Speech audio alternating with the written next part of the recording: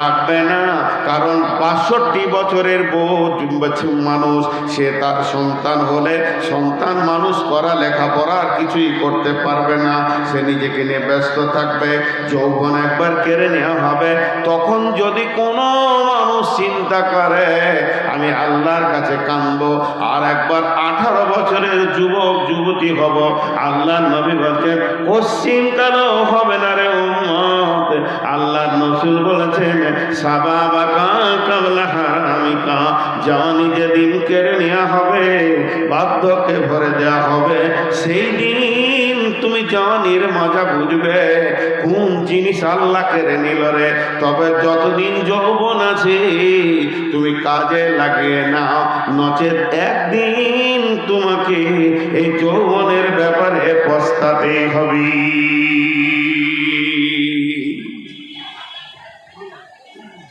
এখানে মা বোনেরা আপনাদেরকে ব্রেক করলাম, ব্রেক, আপনারা 10 মিনিট ধৈর্য ধরেন। আল্লাহর কিরকম কারিশমা, এতে সূরা ফাতিহাতে আছে রব্বিল আলামিন। জি,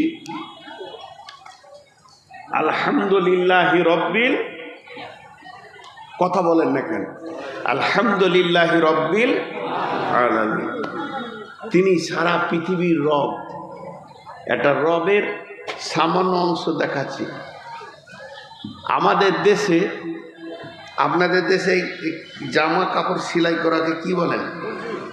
দর্জি, টেলার। পৃথিবীতে এদের মতো ওয়াদা কেউ রাখতে পারে না। এত অ্যাকুরেটি ওয়াদা রাখে, বলবে যদি আপনি কাপড়টা দিয়ে বলেন যে আমার ছোট ভাইয়ের বিয়ে সামনে বুধবার, মঙ্গলবার দিয়ে দেবো, ওই 3 বুধবার পার করে দেবে, ওর ছেলে পেলে হবে তখন জামা পাবেন। এ হলো এদের ওয়াদা। কিন্তু আমার আল্লাহ, ভাইরা আমার, তিনি কেমন রব, তিনি সারা পৃথিবীকে পালনেওয়ালা, একাই তেনার গ্যারেজ চলছে। যদি এখানে একটা গ্যারেজের ইঞ্জিনিয়ার বসানো হয়, একটা ইঞ্জিনিয়ারকে চেয়ার দেওয়া হয়েছে, 20টা মিস্ত্রি 20খানা গাড়ি খুলে দিয়েছে হুন্ডা কোম্পানির। সমস্ত মিস্ত্রিকে বলছে সব গাড়িগুলোকে রেডি কর। একে বলছে তোর কি হয়েছে? বলছে কার্বোটা নষ্ট হয়ে গেছে, এলিমেন্ট নাই, লাইলন নাই, পিস্টন নাই, নজেলটা খারাপ হয়ে গেছে। আর কি খারাপ হয়েছে? ওই রিং খারাপ হয়েছে। 20টা মিস্ত্রি কাজ করছে, একে হুকুম করলো তুই এইটা কর, তুই এইটা কর, তুই এইটা কর, তুই এইটা কর, তুই নজেলটা লাগা, তুই নজেলটা চেঞ্জ করে দে, লাইলনটা চেঞ্জ কর, পিস্টনটা রেখে দে, তুই পিস্টন চেঞ্জ কর, লাইলন রেখে দে। এতগুলি মাত্র 20টা গাড়ি কাজ করছে। এক কাপ চা খেতে খেতে ইঞ্জিনিয়ার ভুলে গেছে কোনটার কি কাজ। জিজ্ঞেস করবে তোকে কি বলেছিলাম। কিন্তু আমার রব কেমন, 2টা জিনিসে বুঝেলেন।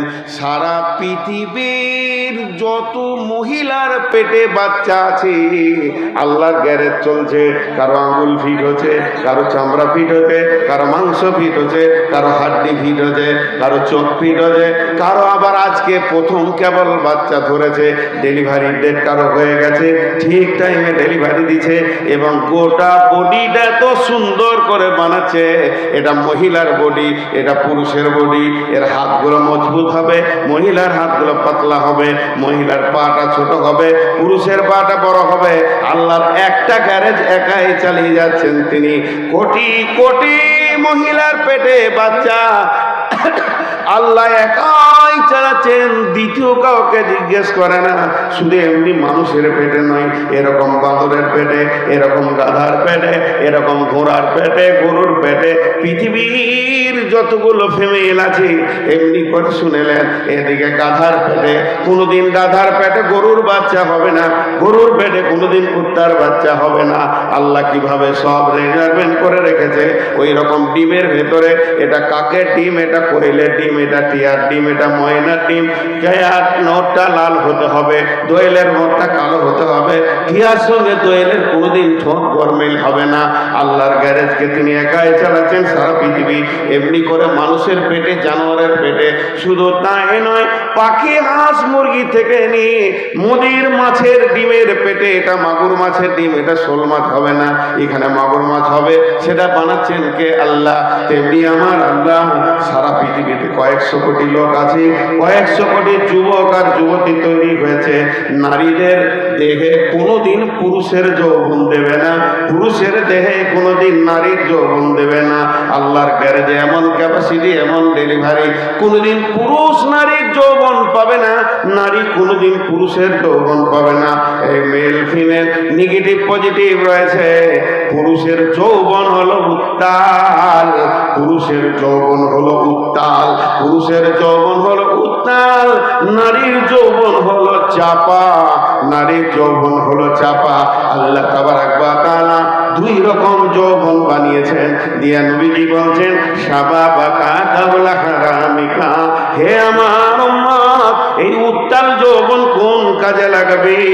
হে আমার উম্মতা, মহিলা তোমরা চাপা যৌবনকে কোন কাজে লাগাবে? আল্লাহ তাবারাক ওয়া তাআলা প্রত্যেক জনার যৌবনকে কি কি কাজে লাগাবে মেজারমেন্ট করে দিয়েছে।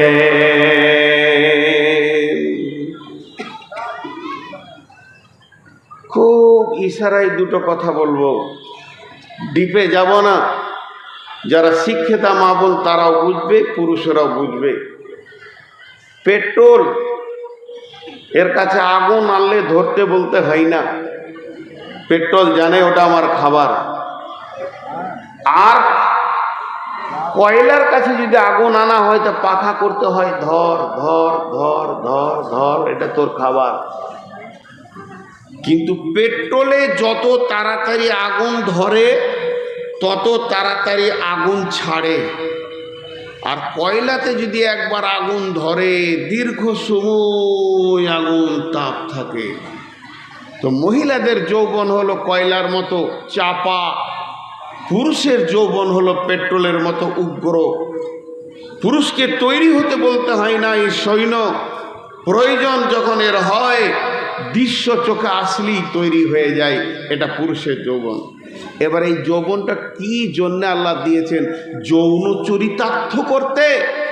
স্ত্রীর সঙ্গে মেয়েদেরকে দিয়েছে যৌন চরিতার্থে মেতে থাকতে, স্বামীর সঙ্গে না অন্য কাজ আছে?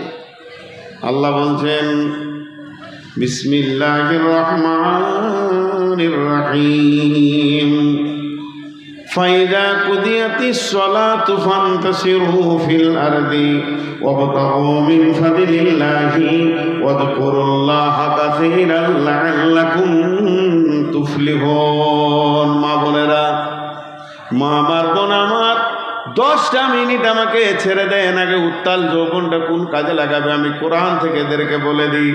যুবকের দল কান করে শুনেন, বিশ্ব নবী বলছেন, হে আল্লাহ বলছেন, হে যুবকের দল, তোমাদের পৃথিবীতে 2খানা ডিউটি দিয়েছি, করা ডিউটি। এটা যৌবনকাল ছাড়া এই ডিউটি করা কারো সম্ভব হবে না। আর এই যৌবনকালে যদি এই ডিউটি না করো, বার্ধক্যে তোমার দ্বারা করা সম্ভব হবে না। বিসমিল্লাহির রহমানির রহিম, التائبون العابدون الحامدون السائحون الراكعون الساجدون الآمرون بالمعروف السائحون الآمرون بالمعروف والناهون عن المنكر والحافظون لحدود الله والحافظون لحدود الله وبشر المؤمنين। হে যুবকের দল, শুধু এখানে পুরুষদের কথা বলা হয়েছে, একটা মহিলা কেন্দ্রিক আয়াতে শব্দগুলো আসেনি। আল্লাহ তাবারাক ওয়া তাআলা বলছেন, যুবকের দল, তোমাকে মোষ দিয়েছি কেন? পুরুষের অলংকার কি? নারীদের অলংকার হলো কানে, নারীদের অলংকার হলো নাকে, গলার হার, আর পুরুষের অলংকার হলো মোচ আর দাড়ি। পুরুষের মোচ দাড়ি থাকলে পুরুষকে পুরুষ মনে হবে, মা বাঘের জাত মনে হবে। আর মোচ দাড়ি যদি বেল করে কেটে দেয়, ওকে হিজড়ে পুরো পেও নেবে না, পুরুষেও নেবে না। আল্লাহ তাবারাক আল্লাহ তাআলা পুরুষকে পুরুষ বানালেন আর ডিউটি দিলেন তোমরা তওবা করনেওয়ালা হয়ে যাও, আমার ইবাদত করনেওয়ালা হয়ে যাও, আর গুনাহ থেকে ফিরে আসনেওয়ালা হয়ে যাও, তোমরা আমার গোলাম অনুগত্য স্বীকার করো।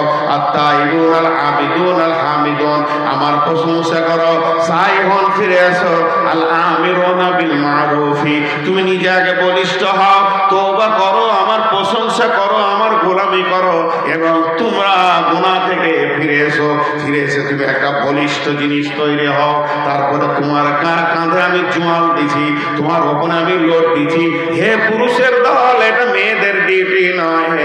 আল আমিরুনা বিল মারুফি ওয়ান নাহুনা আনিল মুনকারি, সত্য কাজের সৎ কাজের আদেশ করো, অসৎ কাজের নিষেধ করো, বুকে পাটানে বেরিয়ে যাও। ওয়াল হাফিজুনা লিহুদুদিল্লাহি, তোমাদেরকে আমার দ্বীনের সৈন্য বানানো হয়েছে।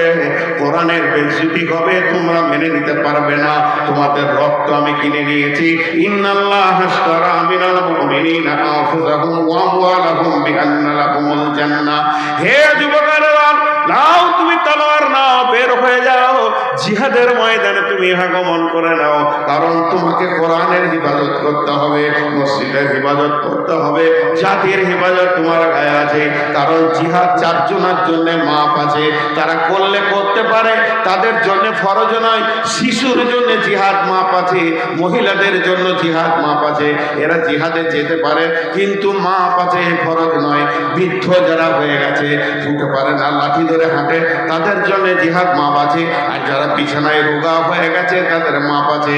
হে যুবক, তোমার যৌবন কালটা হয়ে কাজে লাগাও। যৌবন দিয়েছি কেন? উগ্র মূর্তি তোমাকে হতে হবে, ঠান্ডা মূর্তি হলে জিহাদের মতো কাজ করতে পারবে না। একটা মজার কথা জিজ্ঞেস করি আপনাদেরকে, কোনো কারণে কারোর সাথে এখানে কোন একটা ছেলের সাথে আমার কথা কাটাকাটি চলছে, কোনো কারণে, এটা উদাহরণ দিচ্ছি, ছেলেটাও দুটো বাজে কথা আমাকে বলেছে, তখন আমি রেগে গিয়ে বলছি, থাবড়ে তোর দাঁত ফেলে দিব, কি ভেবেছিস তুই? ও চিলেছে। এখন সভাতে যারা আছে মাদ্রাসাওয়ালা আমাকে মেহমান মনে করে, আমাকে ধরে বলছে আপনি চুপ করেন, ওটা দেখছি।